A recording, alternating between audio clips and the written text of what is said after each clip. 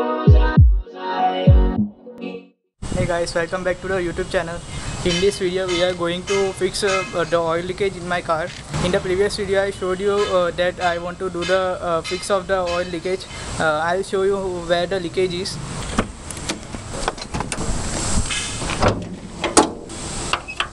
So this is the distributor of the car from where the sparks from the coil is distributed in the 4 cylinders.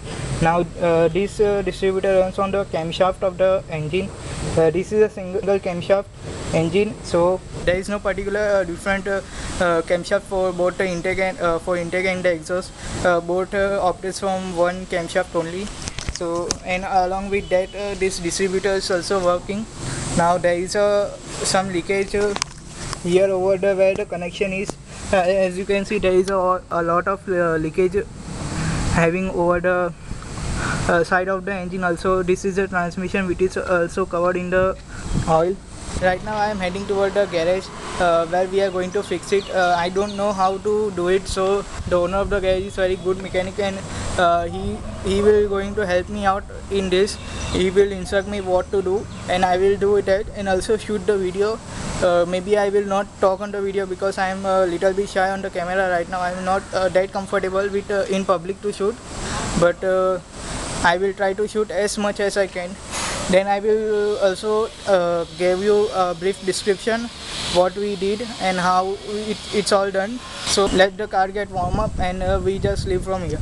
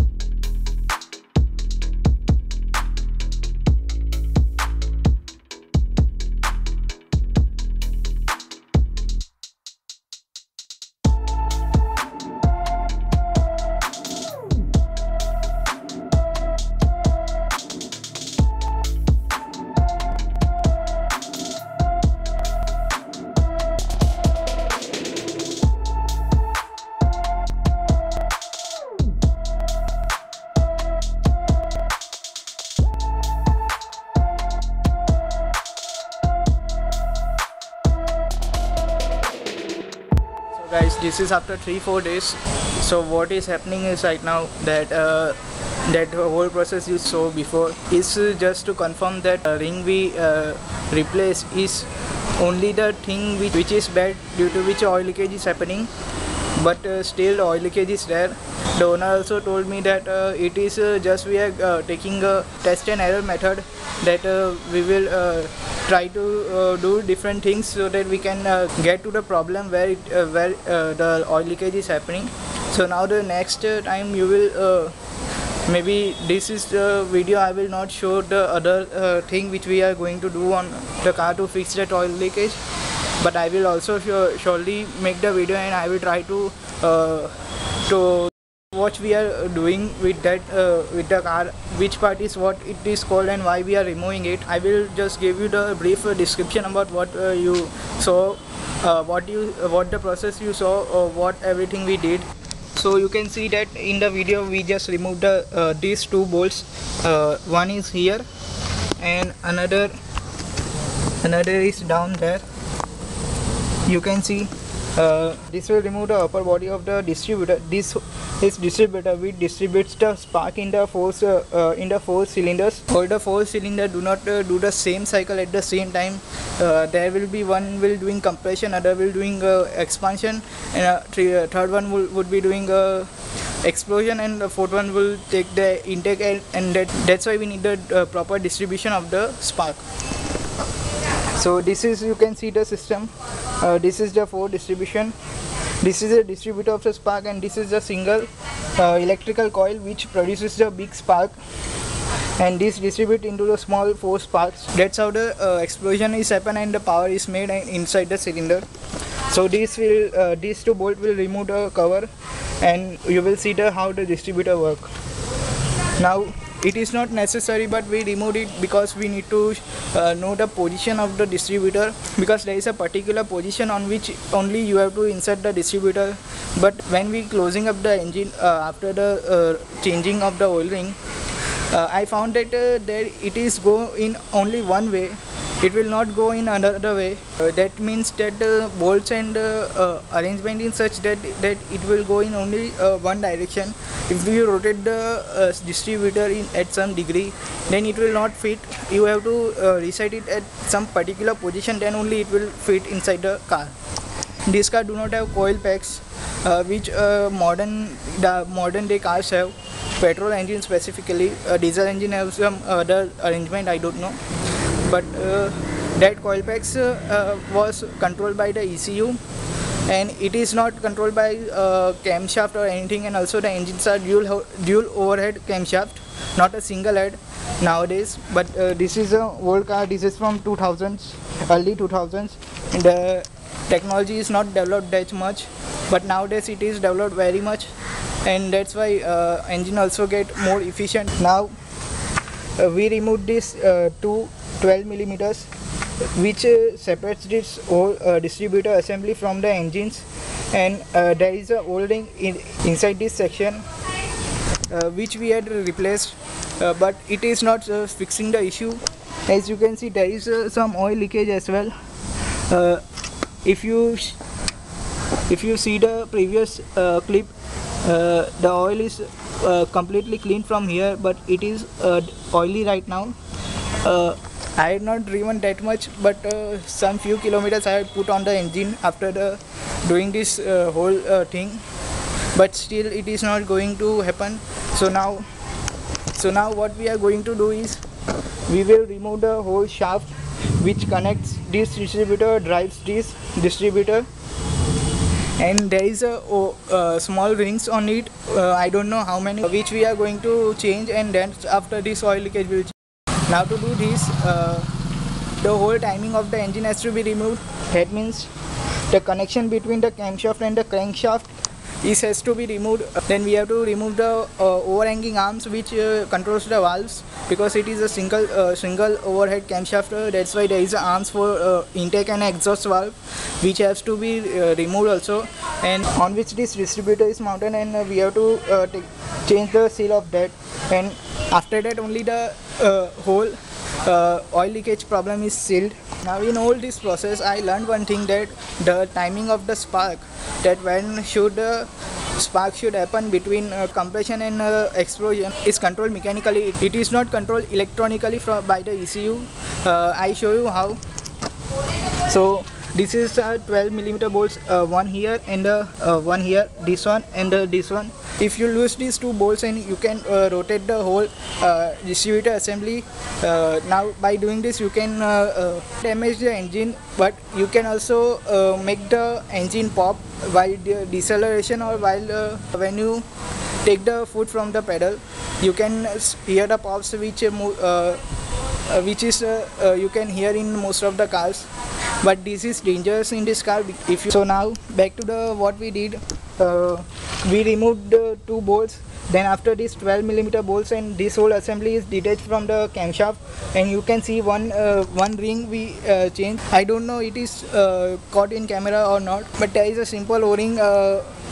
Diameter should be 1 to 1.25 inch. We doing the trial and error methods in this, but still there is a oil leakage, and we are going to fix by removing this the one shaft here which operates the overhanging arms of the valves, both exhaust and intake valves. I will try to shoot that also, and also try to explain that. In this whole process I had not explained anything, but I will try to do that. That's all I want to say. For now I am not going to do it right now because it's a hell lot of work, and we need a special tools and also some good place to work, because this is not the correct place to work right now on the car. I don't know when we are going to do this, but when I do that process, then I will surely shoot the video of that. So for now that's it. If you like this video, then you should like the like button, and please subscribe the channel. It will help me out to share this type of knowledge with you guys. We can do everything at home mostly, but sometimes we don't have that knowledge, and that's why we are lagging back. And please do the comment on this video which you think it is positive or negative. Just do comment and like. If you don't like the video, then dislike. There is an option also. Also share with your friend who wants to get knowledge about the cars and everything, so that I also get to know that you like this type of content or not, or may I change something or anything. I know the video quality is not that great level, but I will try to improve it as much as I can do. So thanks for watching this video, and please like, share and subscribe. If you dislike, then dislike the video. If you want to give some idea, you can put in comment section. If you want to give some review, then you also can do that in the comment section. It will help me out. And one last thing I forgot to say, that you can follow me on Instagram, and also there is an Instagram page made for this particular channel, where I will trying to post some photos and videos, and also the insights of the YouTube video back scenes of these videos. And currently I am posting very good supercars and hypercars from all over the world, which is very inspiring. If you are doing any project with your car like I am doing right now, you can get some idea for what to do, how the builds are made and everything. You will also get knowledge about some cars. There is Twitter handles also.